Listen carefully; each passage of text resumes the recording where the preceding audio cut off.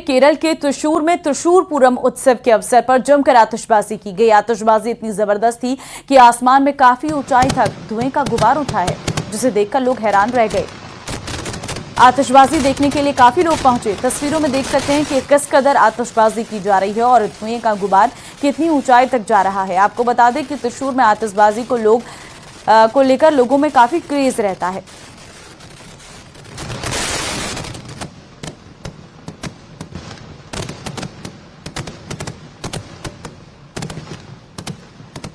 Israel ने Iran से बदला लेना शुरू कर दिया है। जैसे कि आशंका जताई जा रही थी कि इजराइल ने ईरान के इस्फहान में हमला किया है और ये ईरान का वो शहर है जहां उसके कई परमाणु अड्डे हैं और ईरान की सेना का बेस भी है। और इजराइल आगे क्या करने वाला है और इस्फहान पर हमला उसकी ही बानगी है। देखिए,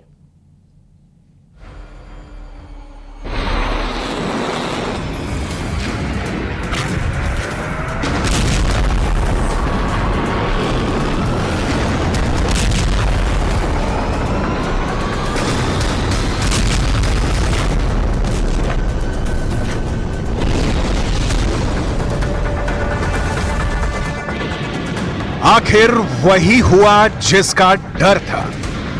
पूरी दुनिया देखती रह गई और इजराइल ने ईरान पर हमला कर दिया।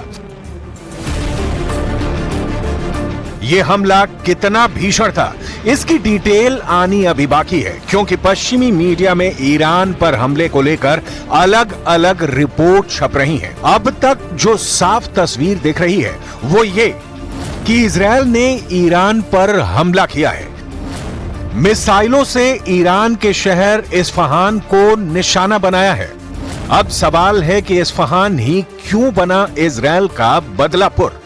सबसे पहले यह बात बहुत ध्यान से समझने की जरूरत है कि ईरान और इजराइल दोनों परमाणु शक्ति संपन्न देश हैं।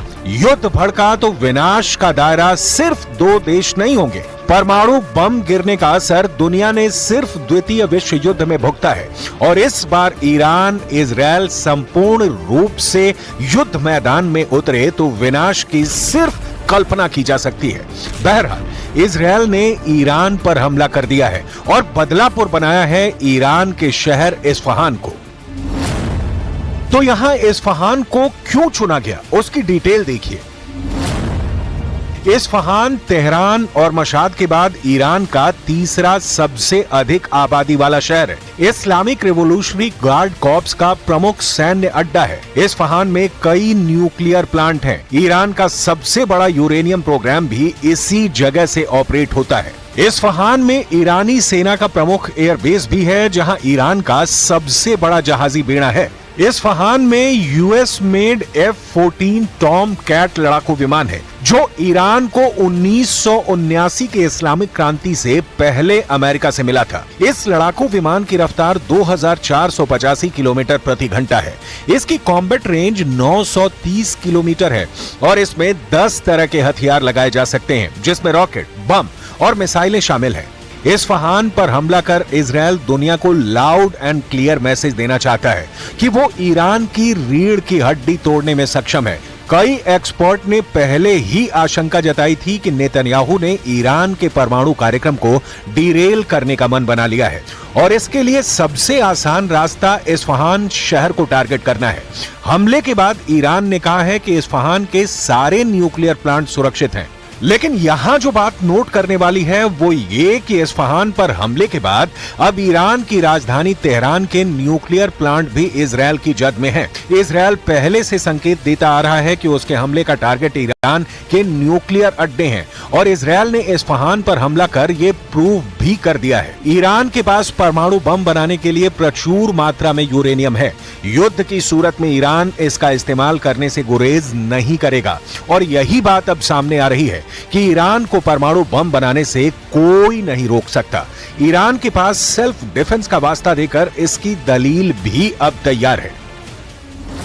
ईरान के पास 3 अंडरग्राउंड यूरेनियम प्लांट्स हैं। ये प्लांट्स फोर्डो, नाटंज और कॉम में हैं।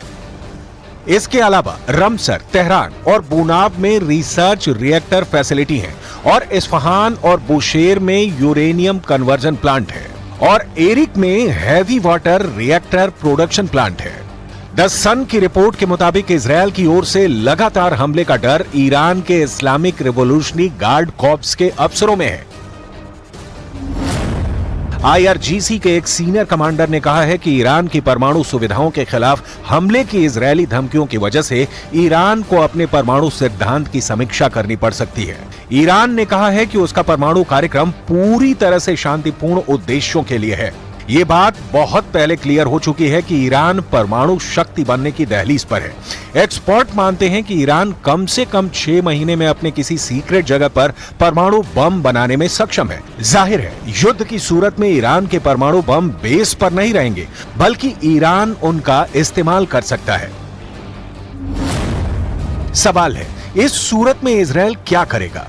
जाहिर है कार्रवाई करेगा, क्योंकि उसके हाथ भी खाली नहीं है।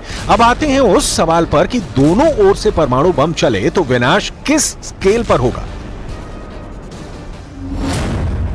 दावा है कि ईरान में बम गिरते ही 3.5 लाख लोगों की मौत हो सकती है। ईरान में 8.5 लाख से अधिक लोग घायल हो सकते हैं। वहीं अगर इजरायल में परमाणु बम गिरा तो 1,25,000 से ज्यादा लोग मारे जा सकते हैं, जबकि इजरायल में कम से कम 3,20,000 लोगों पर इसका असर पड़ सकता है। दावा है कि जहां परमाणु बम गिरेगा वहां के 2.5 किलोमीटर के दायरे में भीषण तबाही होगी और 7 किलोमीटर का इलाका रेडिएशन से बुरी तरह प्रभावित होगा।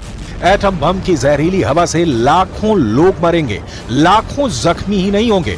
आने वाली पीढ़ियां भी इसके असर से नहीं बच पाती। हिरोशिमा और नागासाकी में परमाणु बम का हमला इसका गवाह है।